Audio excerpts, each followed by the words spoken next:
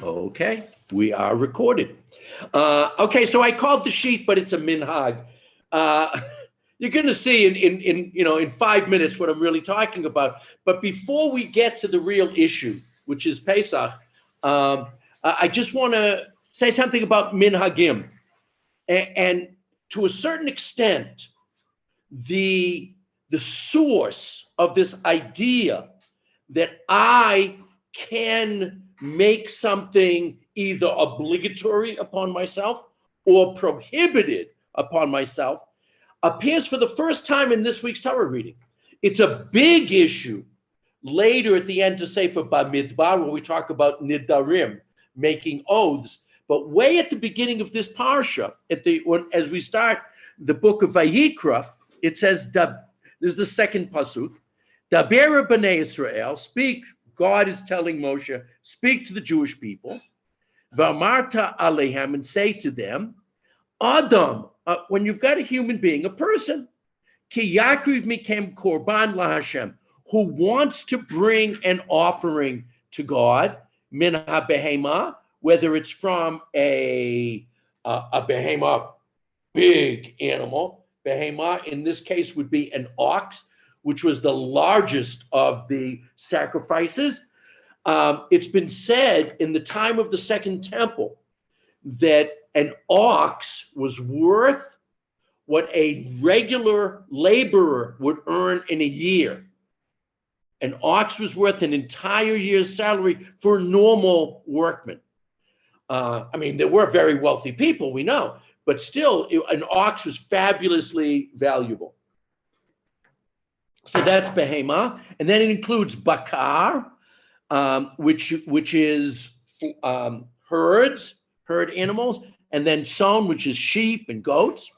Sheep and goats were not so expensive. Okay, that was brought. Takrivu et korbanchem, you should offer your sacrifice, offer your gift. So Rashi says right away on this pasuk, Rashi says, if a man, if one of you, if a person amongst you makes an offering, this means when the person offers, Scripture speaking here of nidava, a free will offering, which means I, through my own commitment to bring this offering, make myself obligated in it. It becomes a halachic obligation. In other words, I can create a halachic reality by making this offer, which is where basically the power of customs comes from. The fact that I or my community or my parents on my behalf take on some sort of religious commitment, it can ultimately obligate me in that commitment. It's a very powerful idea. We've already got 613 mitzvot, but we can add on to it any number of additional obligations, and those obligations are real. They're not just like, oh, it's a nice thing for me to do today.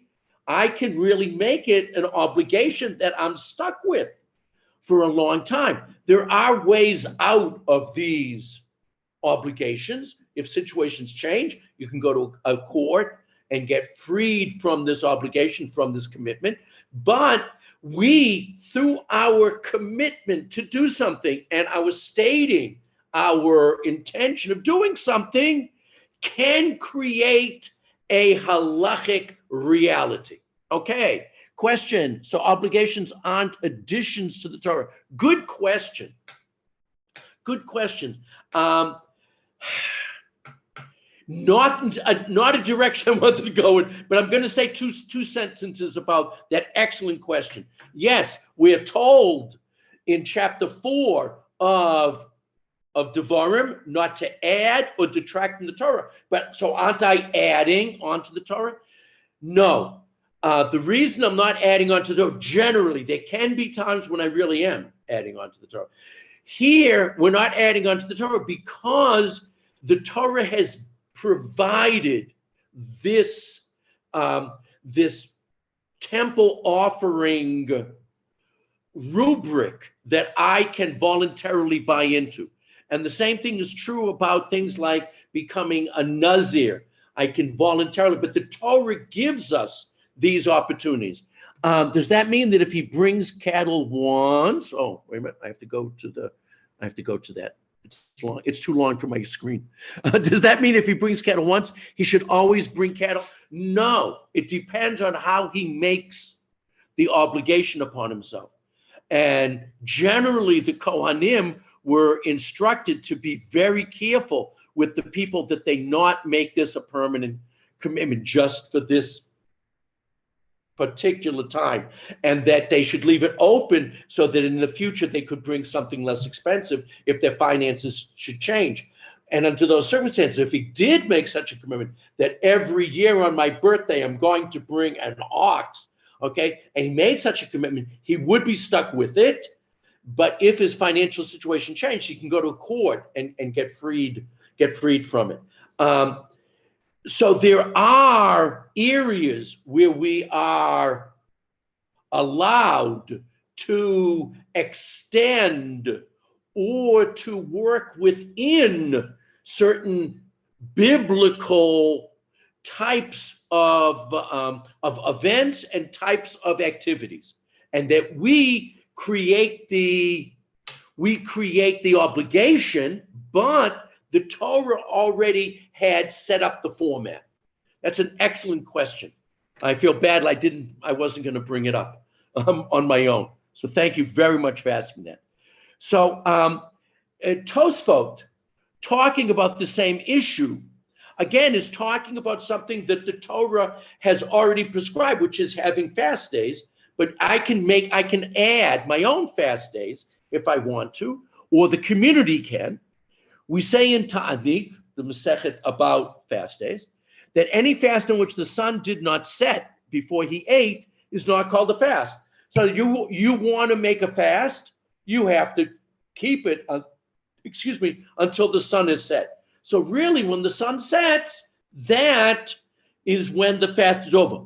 But the custom of our fathers is Torah. Minhag Avotenu is Torah. The universal custom is to fast until Tzeta Kochavim.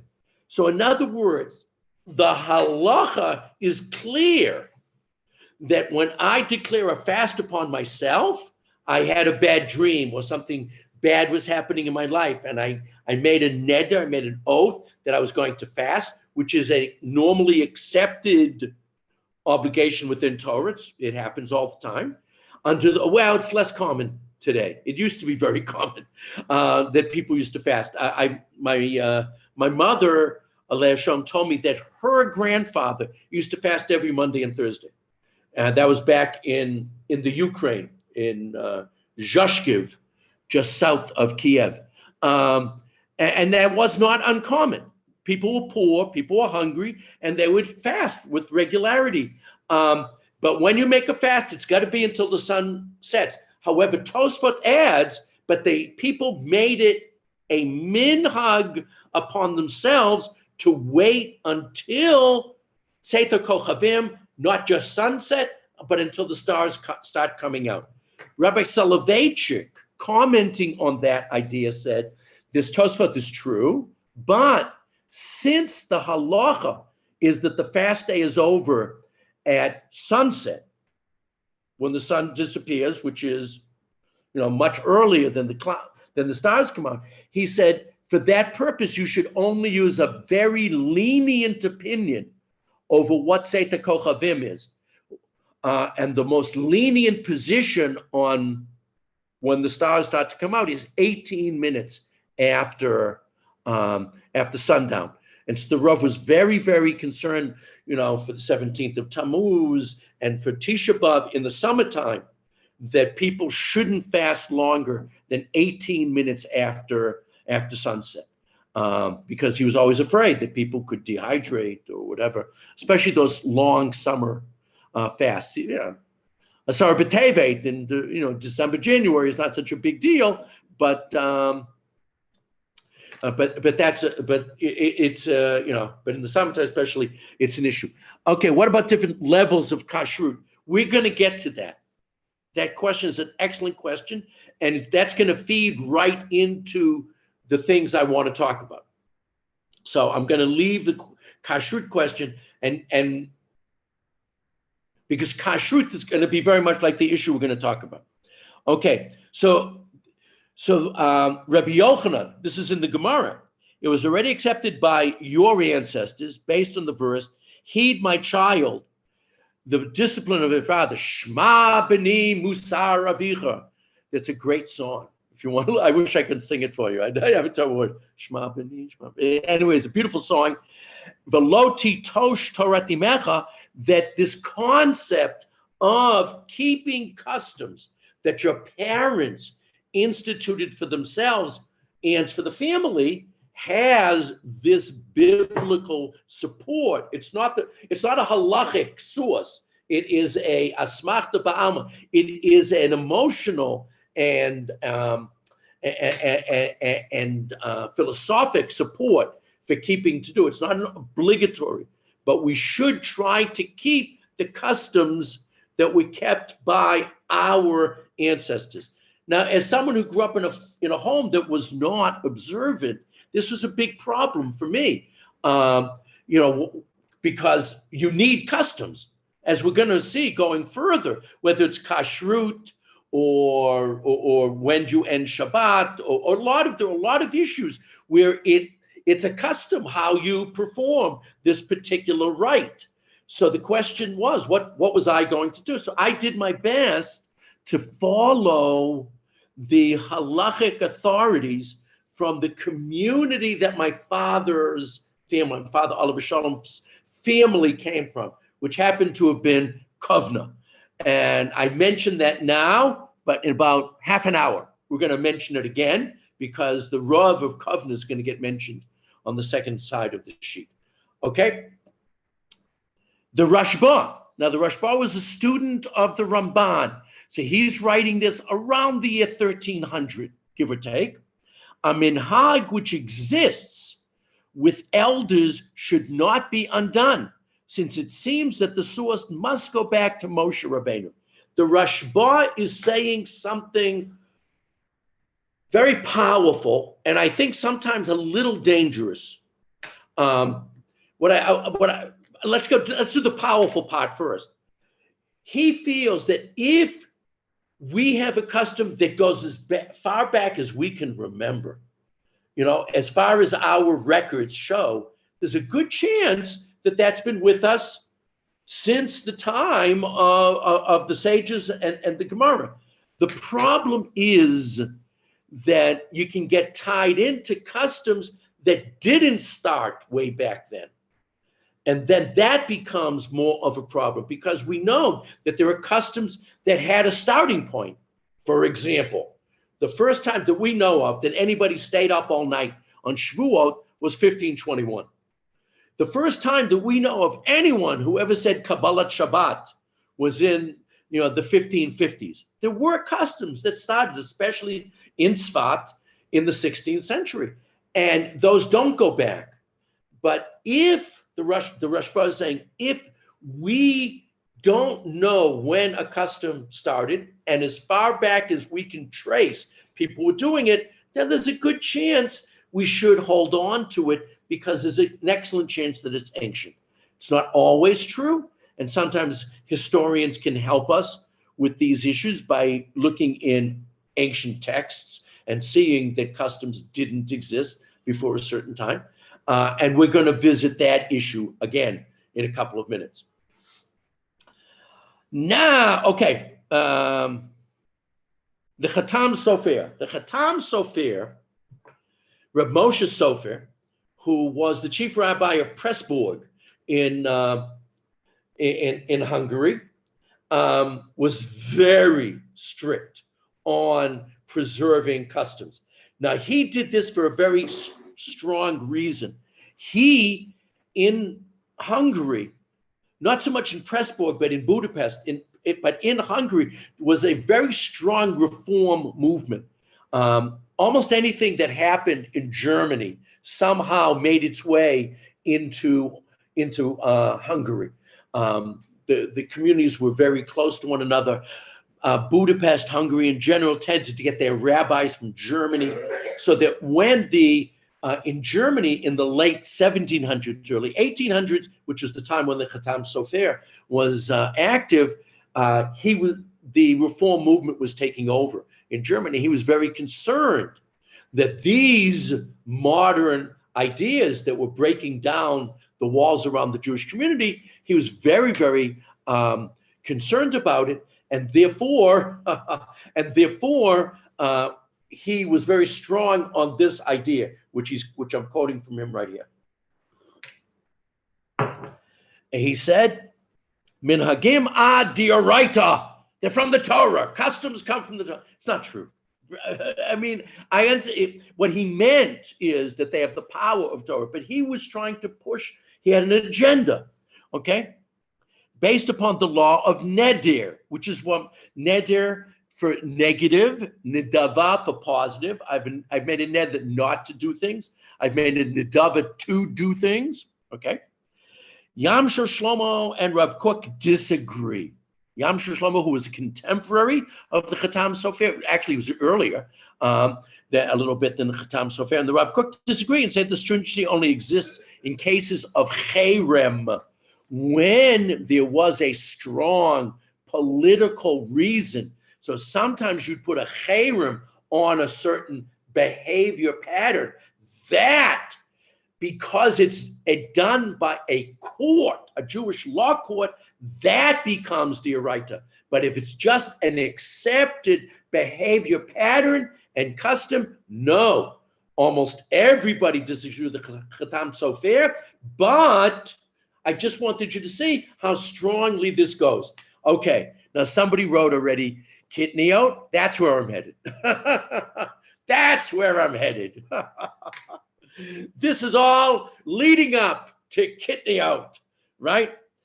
But one more general comment before we actually get into Kitniyot from Rabbi Yosef Kara. Rabbi Yosef Kara, of course, was the chief rabbi of Tzfat and wrote the Code of Jewish Law in 1563, and what was just one of the giants of pre-modern Judaism. And he said, when an entire community moves, now why would he talk about an entire community moving? Because his parents left Spain in 1492. He was born and grew up in Turkey and only came to Eretz Yisrael as a young man, about 1530 or so.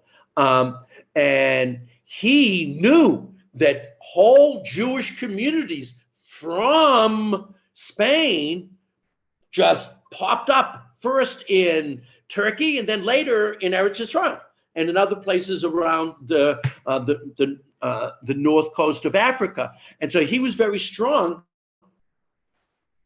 that you've come to a new place. There are laws in the Gemara about an individual coming to a new place, and if he stays a year, he's supposed to take on the local customs. But the Rabbi Yosef Kara was trying to protect the Sephardic customs of Spain, and he said, if the entire community moves, you keep that custom. That's going to become important when we talk about Kitniyot in a few minutes, okay? So just keep that idea in the back of your heads. And here's the first mention of Kitniyot. And when I say the first mention, I mean historically the first mention. And you can see the first mention of it was during the time of the Balei Tosfot, and it's in 1270 of the great Chachmei Ashkenaz, who lived in Western and Northern Europe. The Sefer Mitzvot Katan actually lived in Switzerland. I think it was Lucerne. But anyways, he lived in Switzerland, and he wrote, and I'm sorry, I should have translated, Va'al Kitniyot, and concerning Kitniyot, okay? Ukiyotze behem, and other things like that. Rabotenu noagim behem isur. The rabbis kept a custom to prohibit it. Shalola ochlam b'Pesach klal, not to eat them on Pesach at all. Ugedolim noagim behem heter. But there are a lot of giants out there. Now remember, he lived in Spain, and he lived in Switzerland. Southern France and Italy had rabbis that didn't keep Kitniyot. They weren't strictly Ashkenazim. And so he says there are a lot of giants of Torah out there who do eat it. Okay. Umori Robenu Yechiel Haya Noeg Le'echol B'Pesach Pul Halavan. But my Rebbe, he kept Kitniyot, but he didn't eat these white, sort of like a lima bean type bean. That he permitted. And he also quoted many great authorities on that topic. Umevi Rayada Filu Ba'orez, the Chashiv Le Rabbi Yochanan Ben Nuri Min Dagan Legabi Chimutz Ka'ama Talmuda Lit the Chashla Laha the Rabbi Yochanan. Okay, so the Gemara already mentioned rice as being a possible prohibition on Pesach, but the Gemara said don't worry about it. So now there's this argument over rice goes back to the time of the earliest generations of Amoraim in the 3rd century of the Common Era. But the Gemara concluded, forget about Kitniyot. Go ahead, eat rice. It's okay. Don't worry about it. Okay. Mihu kasha hadavar ma'od latir davar shenoegim bo ha'olam isur mimei chachamim hakadmonim. However, we find it very difficult. I'm in the 4th line, and I'm going to read the Hebrew one more time before I translate. I'm in the 4th line. Mihu kasher hadavar ma'od lahatir davar shenoegim bo ha'olam isur mimei chachamim hakadmonim. Nevertheless, it is very difficult to permit something that the whole world had a custom of prohibiting from the days of the early scholars. He's assuming that even though Rabbi Yochanan was rejected by the Gemara, he's assuming that Rabbi Yochanan in the 3rd century of the Common Era, 1,000 years before he's writing this, that he had followers that didn't eat rice. He's assuming that from that early period, we do not know that that's true, but it's a possibility that there were some students of Rabbi Yochanan that didn't eat rice, and that would go back to 1,000 years before the Sefer Mitzvot Katan, the Smak, wrote this in 1270. Okay, so we have the earliest written record of a community that kept this custom of Kitniyot. Doesn't give a reason, just says it's very ancient, and therefore, even though we know not everybody keeps it, if it's your minhag, you should keep it. And he goes on,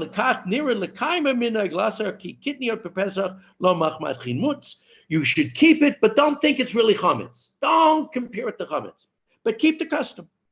Elamitam gezerahu, it's a sort of a decree. To cave into Kitniyot ma'aseh kedera, because they're not really like the flour and the other grains, but they're close enough that there were people that don't do it. Okay, do we know why they didn't eat rice? Yeah, the reason we assume was 2 reasons. Number one, that when they ground the rice, there might have been flour ground in with the same grinding wheel. So there may have been flour. That's reason number one. That's probably the real reason. Then there's reason number 2, which I don't think is as strong, but exists. Reason number 2 is it's so similar. It's so similar that Rabbi Yochanan questioned maybe it is chametz. Yeah, therefore, let's be careful. And then they extended it to certain things. The extensions are more problematic than the rice, as we're going to see in about 2 minutes. Okay. Ooh, this is good. Keep those questions coming. Okay. Rabbi Yerucham, who lived the next generation after the Smak, after the Sefer Mitzvot Katan. Rabbi Yerucham, who lived in northern France, also went to England. I mean, he got around. He says, Otam shenoa gushlo lecho orez umina kitniyot muvushal b'Pesach, and those people who have accustomed not to eat orez and other kinds of legumes cooked on Pesach, minhag shtut hu. It's a foolish custom. It's stupid.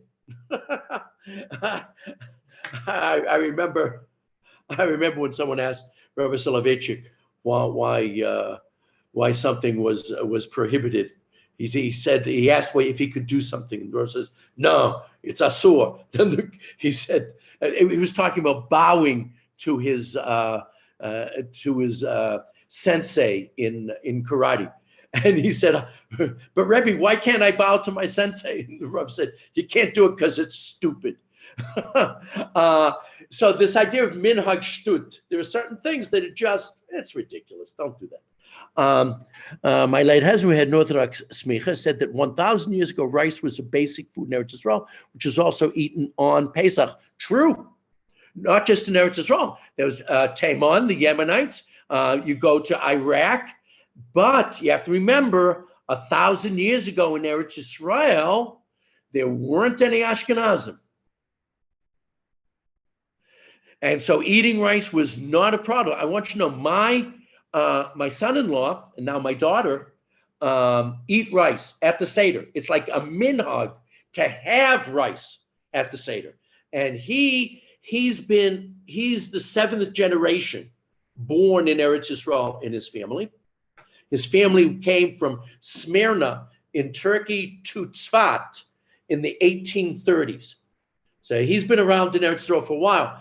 But that brings in the point of Rabbi Yosef Karo. Remember, Rabbi Yosef Karo said, let's say at some point in Jewish history, an entire community that wasn't eating rice moves into Eretz Yisrael, where they are eating rice. Should they take on the new custom, or should they stay with the old custom? It sounds like Rabbi Yosef Karo is saying they may keep their old custom. It's like a heter to keep it, but they're probably not obligated to keep it. That they could mix in with the general population and eat rice. That possibility should exist. Okay. Now, the Torah Shulchan Aruch. Now, the Torah Shulchan Aruch was written by Rabbi Yaakov ben Arush. The Rosh, Rabbeinu Asher, was an Ashkenazi. He was a student of the Maharam Me Rottenberg, and the Maharam was arrested by a bishop in 1285 in the late 13th century, and he told his students to run away. And this was in Germany, and so the students ran away. And the Rosh ran to Provence in southern France, where the customs were very different than where he had been in the Holy Roman Empire. And so his son was really connected more to the Sephardic community than his father's Ashkenazik community. And today, if you ever bump into anybody whose name is Ben Arush, they are descendants of Rabbi Yaakov ben Harosh, and they are Sephardim. Even though the Rosh was an Ashkenazi Tahor, was a pure German. It's just interesting. But the Torah is the first attempt to codify the code of Jewish law. It was done in the mid-1300s, 200 years before our Shulchan Aruch came out. And in this, the Torah says, Yesh osem le'echol orez. There are people that prohibit the eating of rice. V'chol minei kitniyot b'tavshil. And all types of kitniyot, of these legumes, okay, beans and peas, okay. Lefi sheminei chitin mitavrim behem. Because often some wheat would get mixed in with them. When you dried those legumes and you were going to ground them into flour, some wheat might have gotten in, so they prohibited it, okay? V'chumra yitera hizo. This is an excessive stringency. So even though his father was from Germany, and his father, I'm sure, the Germans kept Kitniyot, Rabbi Yaakov, the author of the Torah, said it's an excessive and below noah gugate, and you shouldn't keep it. So now that's the situation. What they usually put in the soup and was told rice, he said those who don't eat Kitniyot could eat the soup and leave the rice in the bowl. That's true. We're going to get to that. We're going to get to that Pesach. Good point. Okay.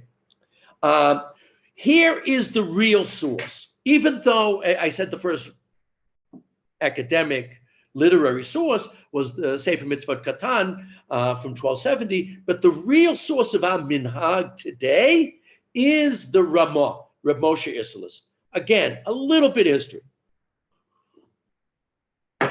In 1563, the Shulchan Aruch is written in Sfat by the Mechaber by Rabbi Yosef Karo.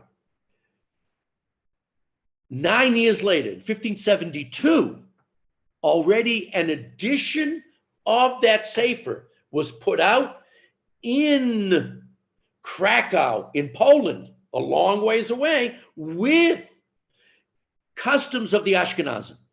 So in Orach Chaim, the section of the Shulchan Aruch that includes the laws of Pesach, as you can see, 453, the Mechaber, Rabbi Yosef Karo, says you can eat kitniyot, you can eat rice, no problem, but there is a gloss, there is a note added to it by Reb Moshe Isserles,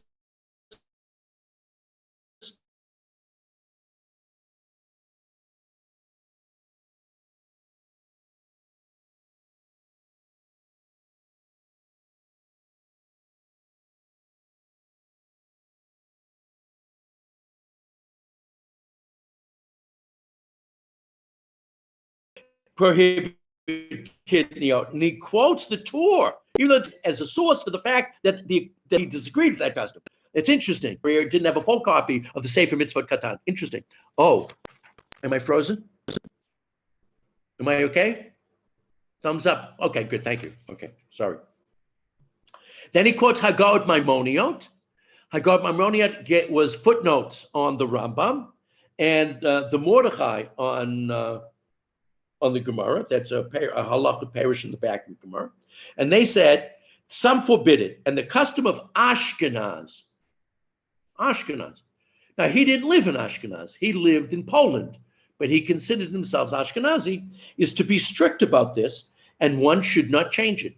This is the modern, present-day source of our not eating kitniyot on Pesach. Okay?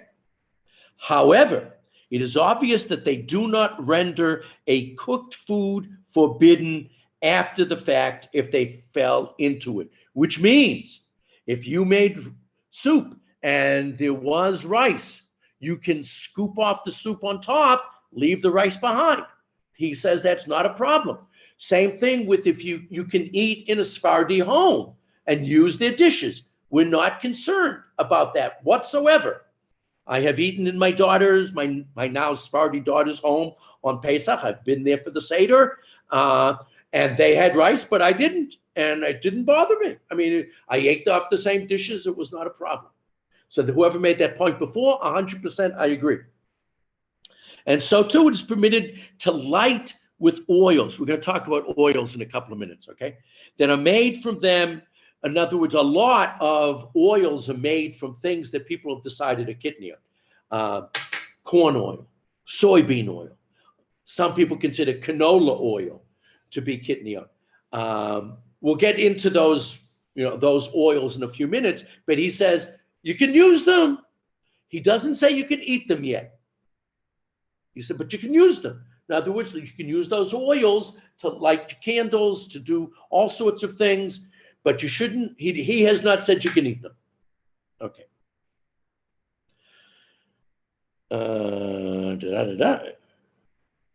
If they fall in, so too, it's permissible to store types of legumes in the house. You can keep them around during Pesach. No problem with any of that. Okay.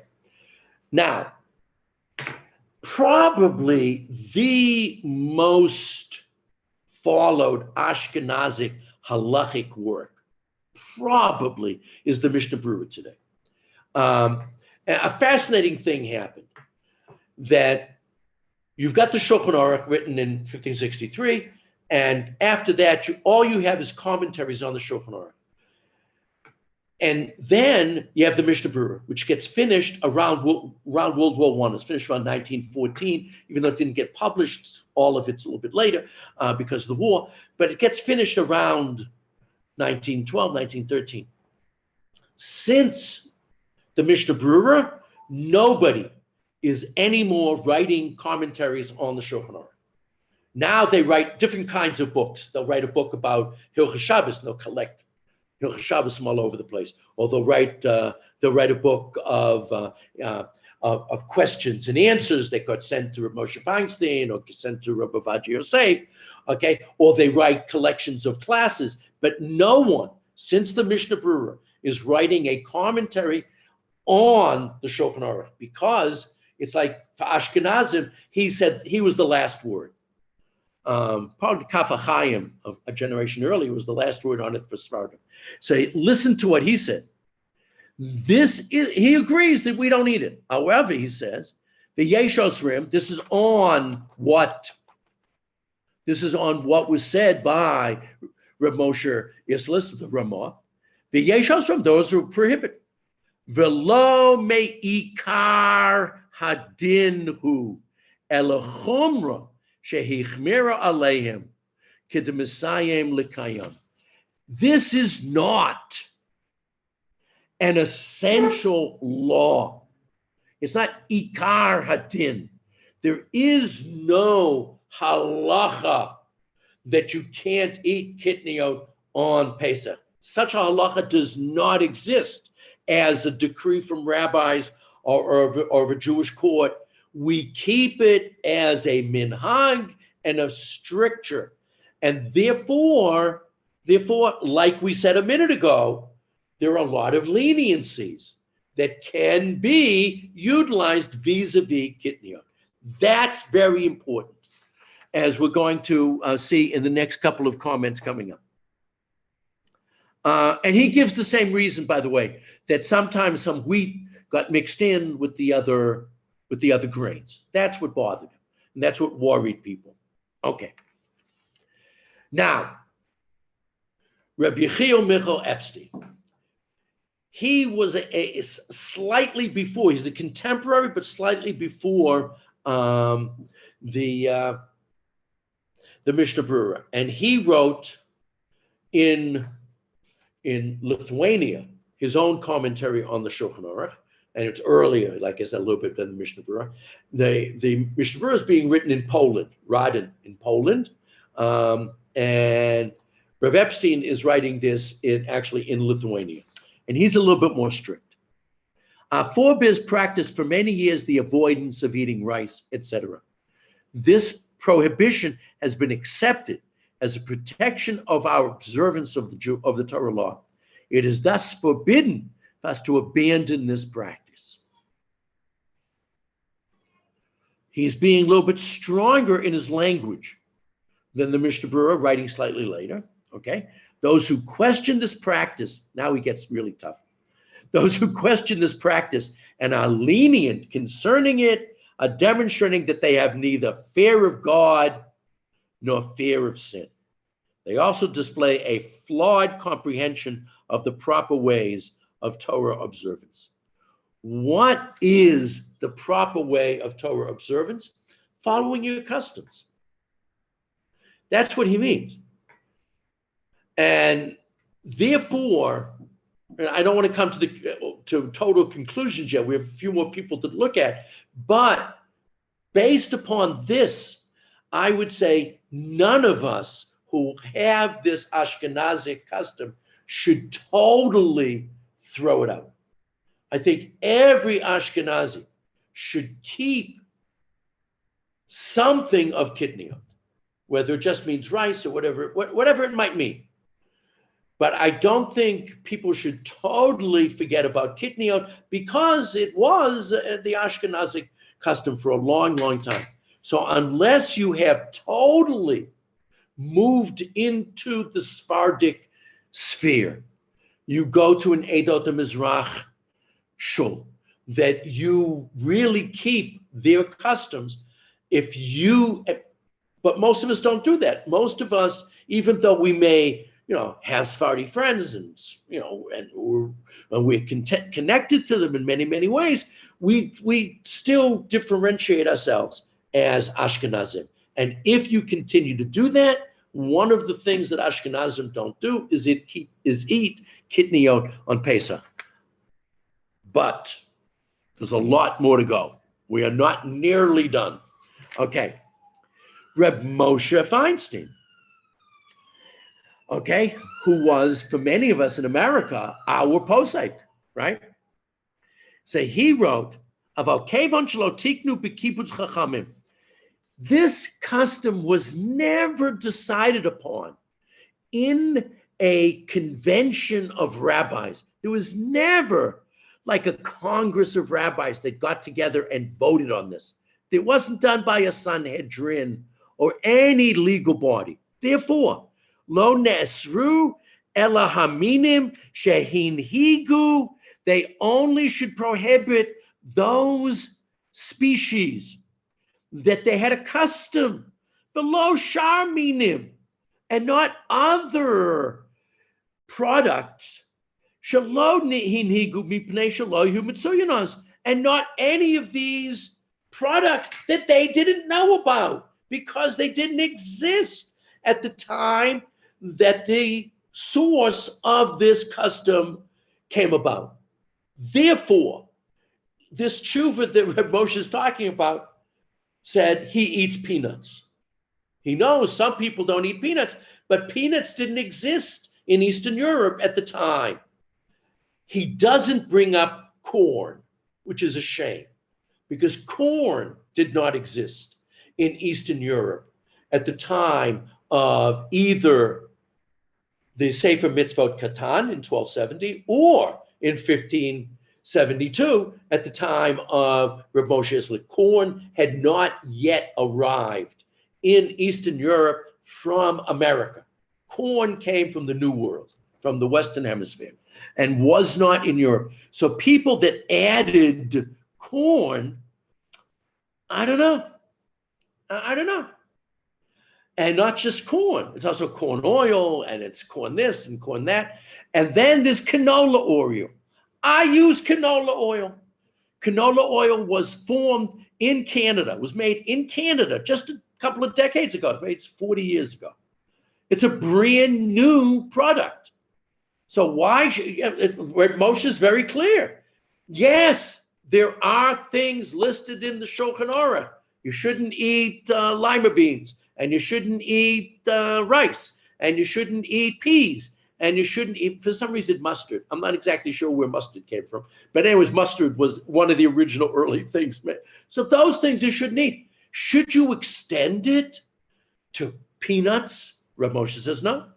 To soybean? Reb Moshe says no. To corn? I think not. Reb Moshe doesn't mention it. To canola? I definitely think not, because canola is mamish brand new. Quinoa? Whoever heard of quinoa? Go ahead, gesundheit, eat it. Even the OU came out that quinoa is fine. We're now going to take a look at a real case that took place about 140 years ago, here in Eretz Yisrael, right after Rabbi Cook came to Eretz Yisrael. So you see, it's 1909. A great controversy erupted between Rabbi Avram Yitzchak Cook and the Jerusalem Badats. Wow, what a surprise! I mean, the Badats is still driving us crazy, right? I mean, let's be honest. They drove Rabbi Cook crazy, and now they're still driving us crazy. Regarding the permissibility of sesame oil on Pesach, Rav Cook published a short work, summarized outlining why he permitted this item for Pesach consumption. Although sesame seeds themselves might be kitniyot, he notes that their form is changed into oil. No oil can ever become chametz, even if it contacts water. So the minhag to avoid kitniyot does not include sesame seed oil. So what Rav Kook said, and many people agree with this, what Rav Kook said is you want to prohibit corn, gesundheit, but not corn oil. Corn oil should not be a problem. And that would be true of a lot of medicines that have corn in it, as long as it's not in its corn or corn flour form, it should be okay, according to Rav Kook. I mean, given a choice between siding with Rav Kook and siding with the Badats, I go with Rav Kook every day, without question, without question. He then goes on to say, no oil can ever become chametz, even if it comes into contact with water. So the minhag to avoid kitniyot does not include sesame seed oil, corn oil, canola oil, soybean oil, vichule. Similarly, the concern of confusing kitniyot with grain does not apply once the sesame seeds are no longer in grain form. I mean, you're not going to get any wheat in there. Nobody makes wheat oil, I don't think. I don't know of any. Okay. Similarly, the concern of confusing kitniyot with danzan, I just read that. Furthermore, Rav Kook suggested sesame seeds that were watched to ensure that they would not be exposed to water. Not only that, the corn and the sesame seeds and the soybeans that go into making these products for Sfardim, they were watched. So once they become oil, we Ashkenazim shouldn't be concerned anymore. It should be fine. It should be fine. See, in America, and I assume in England, it's a problem because those products don't have hashgacha. Because there aren't so many Sfardim. You have to go to, but in Eretz Yisrael, you can get soybean oil that promises you 100%. There's no chametz in it. It was never made with it. So why not use soybean oil? I use soybean oil. I use canola oil. Someone will now make wheat oil just like prohibited on Pesach. Yay. No, wheat is always going to be awesome. But the, very good, that's good, very good. But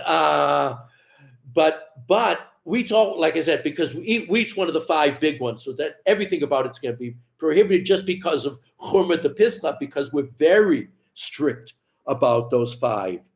But my point is, we shouldn't be strict about these extensions. Yes, don't eat rice. Yes, don't have lima beans. I agree, but don't add on all of these strict interpretations to include these byproducts. And it gets really difficult for some people to have to take certain medicines, and they have to go crazy getting alternative medicines. I think that that's terrible.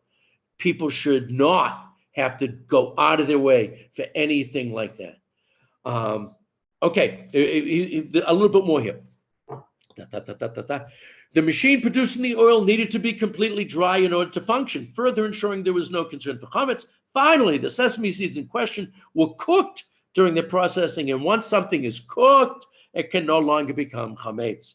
Thus, the sesame seed oil in question was so far removed from concern for chametz that, according to Rav Kook, the min of kitniyot did not apply to it. Now, here's the thing. If you buy regular old matzah, okay, I'm not talking about 18-minute matzah. If you buy regular matzah, you are being somech, you're relying on beetle, because regular old-fashioned regular matzah that doesn't say 18 minutes, doesn't say shmura, that matzah was made in such a way that you rely on the fact that most of it baked within 18 minutes, but there was always some of the isa, of the dough, that got caught on the machinery if they don't shut it down and actually clean it, which most factories didn't do historically. Say 18-minute matzah is more common and you're not relying on it. But I remember going to the old Streitz factory in the Lower East Side with Reb Aaron Soloveitchik, Oliver Shalom, who was a tremendous Talmid Chacham, and there were gobs of dough coming down. and I was looking at it with my mouth open, and I'm looking up. Reb Aaron was very short. I'm looking up at it, and he taps me on the shoulder, and he says, we are somech on bittul. We do rely on the fact that as long as a majority of it, baked in time, it's good enough. So in other words, we allow for bittul with chametz, but no one in the badats would allow bittul with sesame seed oil or allow bittul with corn starch. They would, in other words, if I made corn cookies and I did everything I could to make sure that I baked it within 18 minutes, the badats wouldn't give me a hashgacha. We are more machmer on kitniyot than we are on chametz. It's crazy that the extensions, kitniyot is not crazy. God forbid, please don't say that I said that, okay? The extensions of kitniyot are crazy. We should, as Ashkenazik, I believe strongly, keep this custom that was in our families for generations and centuries. But on the other hand, don't go overboard. It doesn't include, I remember until Reb Moshe Feinstein died in 1986. I remember when he died. He was buried Tainus Esther. He died Tainus Esther. He was buried Shushan Purim in Yerushalayim. I was at the funeral. And I remember until then in America, everybody ate Planters peanut oil on Pesach with the OK. Today, after Reb Moshe died and he wasn't there to keep control of things, since then, nobody eats it. Nobody eats peanut oil anymore. Reb Moshe lost. The strict positions have all won. Okay, I'm 3 paragraphs from the bottom. The Jerusalem Badat strongly rejected Rav Kook's lenient ruling. I mean, once you use the word lenient, the Badat is going to say no. They argued that the Ramah clearly includes oils derived from kitniyot in the custom of avoiding kitniyot. That's not really true. He says you can bake. He says you can burn them. He says, he's not so clear about whether or not you can eat them. This is a little misrepresentation. Rav Kook responded, the Ramah only intends to prohibit oil from kitniyot that were not carefully inspected. For other grains or oil from kitniyot that were already cooked to boil, several of the contemporaries accepted Rav Kook's understanding of the Ramah and his subsequent ruling, including the Marsham and the Marcheshet, but most importantly for me, Rav Yitzchak Elchanan Spector. Why is Rav Spector so important to me? Because my family came from Kovna, and Rav Yitzchak Elchanan Spector was the Rav of Kovna. He was my family's Rav at the end of the 19th century. And so when he said you can be lenient about it, hey, that's all I need. We should keep our family customs. Today, many food products contain kitniyot that have been manufactured and metamorphosed into new products such as ascorbic acid made from corn syrup. Rav Hershel Schachter permits, like most, Lithuanian and briskers, it transformed kitniyot for Pesach use, whereas the Star K does not permit them in Pesach foods. And the OK did, but no longer does. Here's the story. If I lived in America, I think I would, God forbid, I think I would feel stuck to keep more strict positions on kitniyot because it's hard to get reliable hashgachas on kitniyot products, like an oil or like a medicine. But here in Eretz Yisrael, all of the Sfardim are giving terrific hashgachas to all of these things, making sure that there's no shemetz, no possibility of any chametz coming into them. So I think here there's no reason for us to go so far overboard in our observance of kitniyot. It's a custom. most of the big Meforshim, the exception being the Chatam Sofer. Okay, so if you come from Pressburg, if your family came from Pressburg in Hungary, maybe you should be strict. But unless you come from Pressburg, everybody else said, don't go overboard. Keep the custom. It's a old minhag. It's a beautiful minhag that has been part of our people, our Ashkenazik community for, close to a millennium. And Gesundheit, that's wonderful. On the other hand, it's a minhag. It's not, we're not talking about something in the Torah or even something that the rabbis prohibited. We're talking about something that was a custom based upon certain social realities in the Middle Ages in Northwestern Europe. So don't throw it away. But on the other hand, don't go crazy over it. Don't allow it to make your Pesach that much more difficult. Pesach, we work very hard, and I don't see any reason to add to all of the things we have to worry about in Pesach. It's a minhag. We keep the minhag, but we don't view it as if it's something that was, given at Mount Sinai with the Ten Commandments. And I think that this I think that this is very important. And again, especially those of us who have the custom, keep it. But on the other hand, don't keep it with reason. Don't keep it. There are plenty of things to be very strict about, like being kind to your neighbor and making sure that that you don't cheat in business. There are a lot of things to be very, very strict about. Sesame seed oil isn't one of them.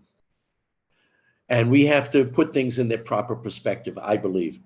Be very careful with chametz, of course. Don't ignore the fact that we've had this custom for centuries. But on the other hand, keep it in its proper perspective, please. Okay, we'll try to get in another couple of Pesach issues over the next couple of days. But I wanted to get this one in. I wanted to get this one before you did all of your shopping. By the way, lecithin is not Kitniyot. A lot of times you see chocolates, low col, the Badats doesn't give it ashkacha, but other Ashkenazim do. It's perfectly okay. Because lecithin, it's another one of these issues that's really not Kitniyot, and they made it up. It's a chemical. It's not a big deal. Not a big deal. Okay, everyone, thank you so much for joining this evening. Thank you. Thank you, Rabbi. Have a wonderful week. Bye-bye. Bye.